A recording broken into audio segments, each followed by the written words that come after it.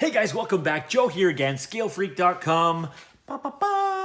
Here we're gonna unbox and go through the install and a look over the Traxxas TRX-4 all-terrain track set. As you can see here, these are some pretty beefy tracks to go onto your TRX-4. I've seen these things. They are awesome. I want a set. I totally want a set. First thing I want to say is thank you for Kevin at Skycraft in St. Catharines for letting us kind of go over these. Not only are these his tracks, but that is also his truck. That is another TRX-4. This one here is the K5 Blazer body. Obviously, it's in bright orange. And what we're going to do is go through the open box on this bad boy and then the install onto that bad boy. And we're going to talk a little bit about the process and, of course, the item itself. I have had the luxury of using tracks from other companies, so I can make a direct reference as to how these things are compared to the other things that I've used and or witnessed in the past. So let's take a look with the open box and start from there. First things first, let's get the box open. The box is actually quite sizable. This is it compared to a can of Cow RC Moose Lick. This is it compared to a radio. Like, it's not a small box. So we'll open it up. Ta-da! Now, opening it up, there are, of course, some warnings. Hey, this is how you install your stuff. Hey, before you install these, you gotta know that you may have to re-gear your kit, depending on what transmission gear you want to use, depending on if you want to use a 2-cell or a 3-cell. Remember, this truck does self-detect how many cells you're using. But you need to be aware of that when you're running the truck, because you will burn stuff out if you try to use the wrong gearing and destroy the stock system. So please read. Ta-da! Opening it up, there's your tracks. All tucked away, all nice. 4 tracks, obviously, they're in here. You've got this big bad tool here. This thing actually, here, I'll show you. Each one of these bad boys is held on with a normal hex, but then they've got this pretty cool looking, I believe it's, if I remember correctly, that's gonna be a 17 mil, like the old nitro stuff, that on there. Each one is labeled just on the inside here. This one here, you have your rear left, so driver side, rear, and each one labeled on there. Nice big unit. I'm just gonna pull them out. There's no need to keep them in here. There is also some extra hardware,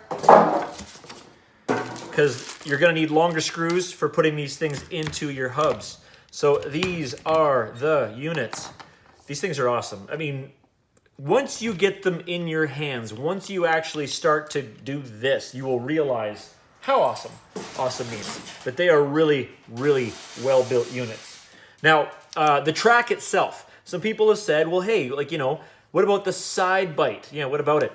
Yes, I have used tracks before that had next to no side bite. These are not them. This is going to be very similar to the size of a tire, and I'll actually do a comparison to that.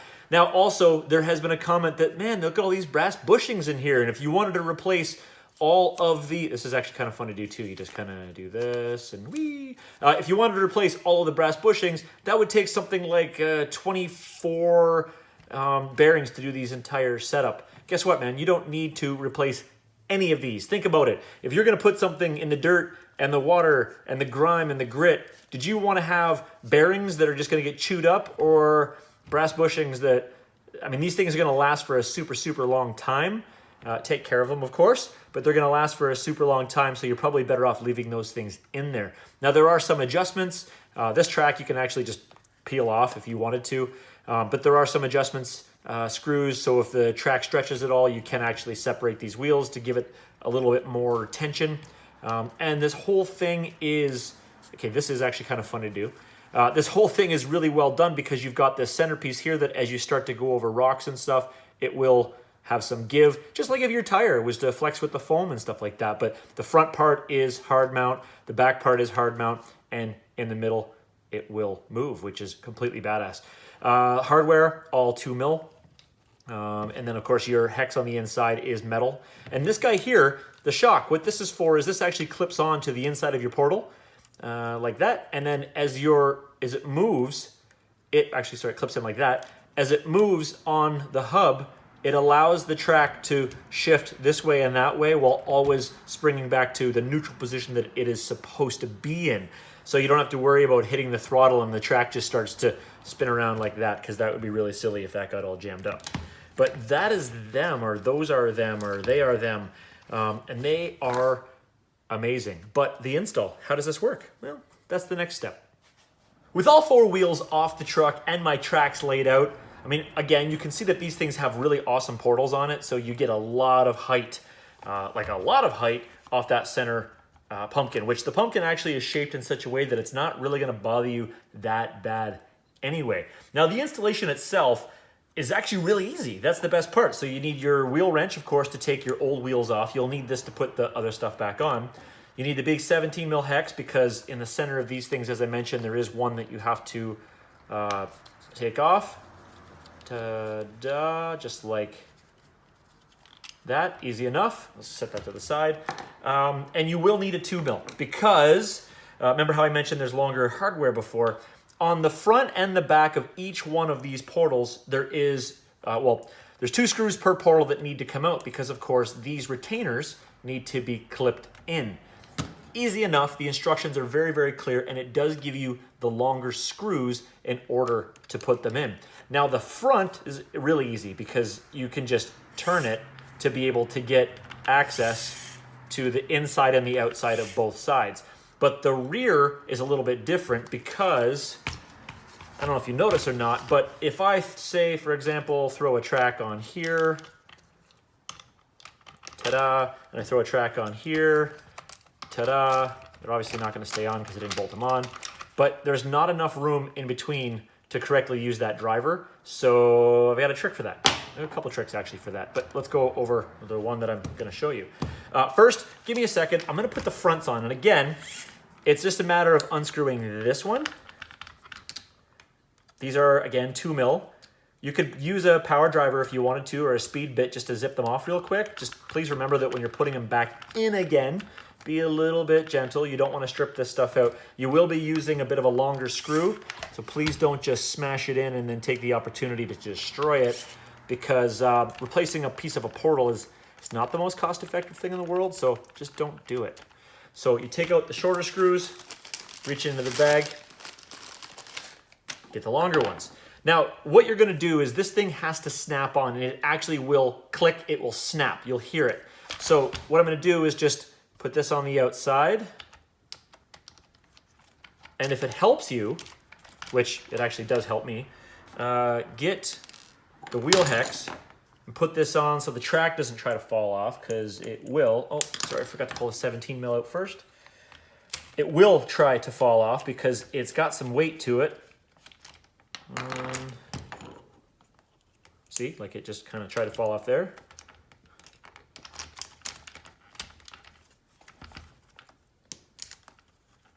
Pop that sucker back on.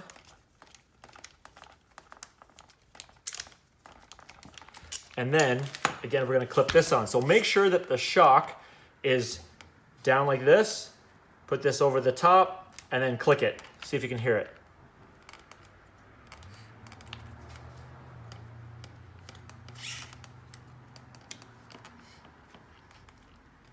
There we go. Sometimes it takes a second to line up. And then what you're going to do is put those 2 screws back in. Now, again, when you are doing the fronts, because remember, if that other track was on here, you can see I'm already, because the track would be here, you can just turn the front. So that's easy enough. Ta-da. And of course, the other side. If you needed to, you could turn it out that way and do the front there. But what about the rear? Well, the rear's a different situation. Let me get the other front on. I just want to get it done while I can, and then we'll move on to the rear.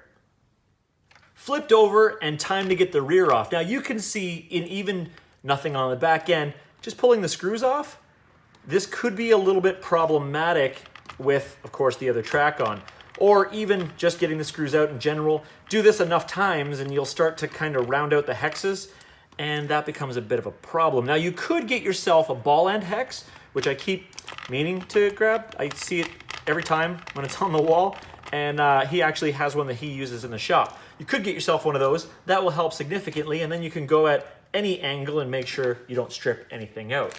But there are a couple other little things that you could do to get these rears on without having to switch tools or use a speed bit. Number one is, so this is one of the things that I was gonna try, and then I realized that, well, it would work. It's kind of risky if the stuff starts to bend or twist too much. Remember, this is all plastic, right? So what you could do first if you wanted to is just clip this plastic on like that, and then just kind of let these things kind of hang in whatever way that you need to, because if you had to screw it in, look, I could get in this way, and then you could twist it around here, and you could get it in that way. Technically, you could do that. You absolutely could, but again, depending on how old the unit is, depending on how long you're twisting and torquing on the plastic, you could start to do yourself not a very big favor in that case. Another option that I found was actually really, really simple was, look, the bottom of the shock has just one screw on here. So one screw, you just twist this little bad boy out, and then this comes loose, and then you could actually just set the whole track aside, snap this thing on by itself. Make sure, please, use the longer screws that came with it. There on one side, and then I'll just undo this one real quick over here.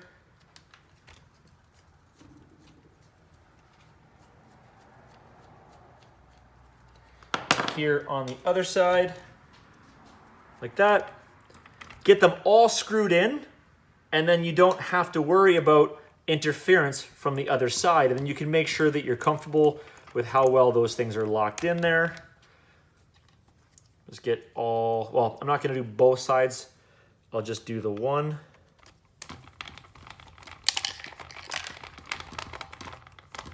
And then what you do after that is put this on, like so, line the spring back up and put that screw on. Oh, and don't forget to put your wheel hacks back in. And then it's done. And you don't have to worry about getting a weird angle on your 2mm. You don't have to worry about getting frustrated because you keep getting onto this. And depending again how old or how much you've really reefed on these things, you don't have to worry about snapping or bending anything and then it's not gonna fit correctly. But give me a couple seconds, I'm gonna finish putting the rears on and then we'll wrap up what it looks like. And this is what this rig looks like, all set up and ready to go on the trail. Guys, how beast mode is that? I know it looks a little out of place on like an old K5 Blazer or if I put it on a Bronco or something like that, but when you look at the sport truck or you look at the Assault, these things are unreal and crazy strong. You still have all of your regular articulation that you would have if you had wheels on it. You still have the ability to get over some rocks and stuff like that. And it's got some spring on there to give it a little bit of forward and back movement. I got to play with this thing for a brief moment at the shop just to check to see like what could you do with it. And it easily walks, crawls, tracks over anything with these things. They're pretty unreal. Is this something that you would completely replace tires with? Probably not. But is this something that could be an absolute ton of fun to put on the truck now and then, especially in the wintertime? This is gonna be really neat in the winter with these things because it's just, as soon as it gets around to this edge here, it's gonna throw whatever mud or dirt is in the track out of it. You're gonna be able to crawl over just about anything. And of course, being the fact that it is the Traxxas and it's got those super, super tall portal, you're gonna be able to get through some pretty nasty stuff without getting all dragged up. Really neat product. I can't stress enough how well Traxxas is doing with building all of these things that are just direct fit onto your truck. They're not relying on everybody else to create their aftermarket. They're going ahead and doing it themselves. So it's a really, really, really neat thing that they're doing. And these trucks are amazing. So I'm a huge fan of what they've done with them. Again, I bought my wife one because she loved the Bronco. This one here is Kevin's from Skycraft. And he's only been able to use it for a short time. He's already in love, and he's definitely used a bunch of these trucks before. So I can't wait to spend some time with these tracks and this truck on the trail, maybe get some video to check to see what kind of things we can get over with one truck on tires, one truck on tracks. Let's kind of see what that is. But guys, thank you very much for checking out the video. Of course, as always, like, subscribe, comment below. What are your thoughts? Do you have a set yet? Or have you run tracks from other companies? And of course, share this throughout your community. Everything helps. All right, guys, thank you very much for watching the video. Have a great night.